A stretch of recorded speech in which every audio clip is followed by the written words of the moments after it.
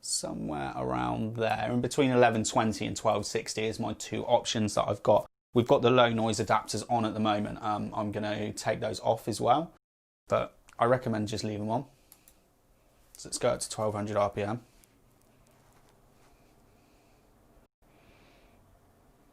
See, now it's only jumped up to around 37.5, 38 dB, but their dB isn't always, you know, how your ears are hearing stuff, like how are they sounding. I can hear them at the moment. They are there, but they're not annoying. I wonder where's that sweet spot? Should we go somewhere around 1000? Let's just go around, and that's 1100. Yeah, that's...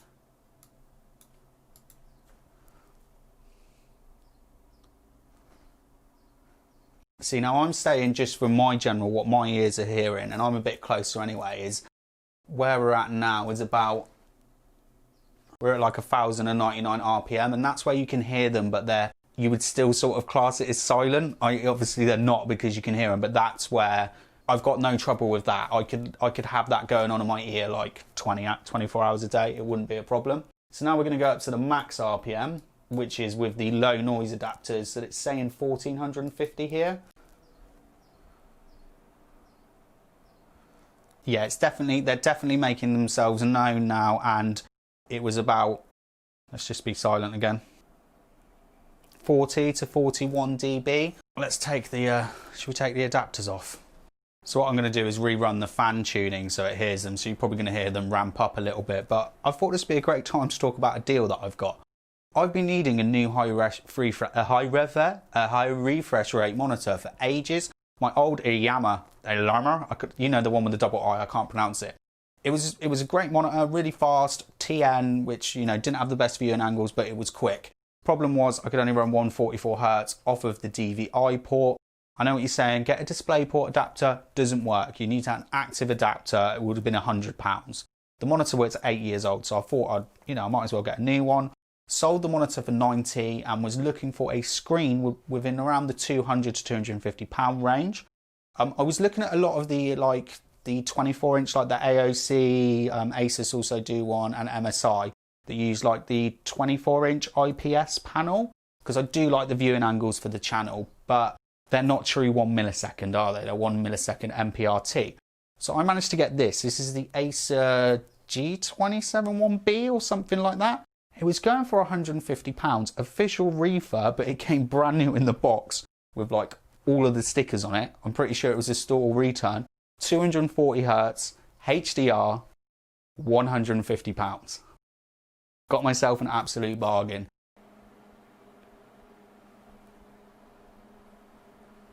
Saying 45, 46 dB, and that's really antisocial. That I couldn't be dealing with all day.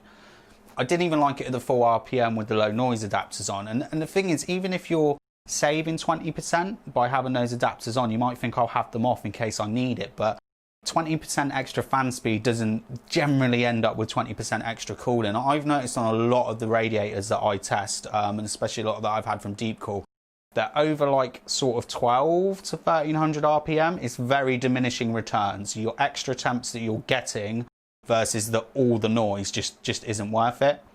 Just isn't worth it. There is only so much heat things can disperse. But yeah, I'll do another, I'll get close to it. Yeah, 45 dB. Not the worst fans I've ever heard. There's not like horrible whine or anything, but stick those low noise adapters on. These don't need to be on. Just get rid of them.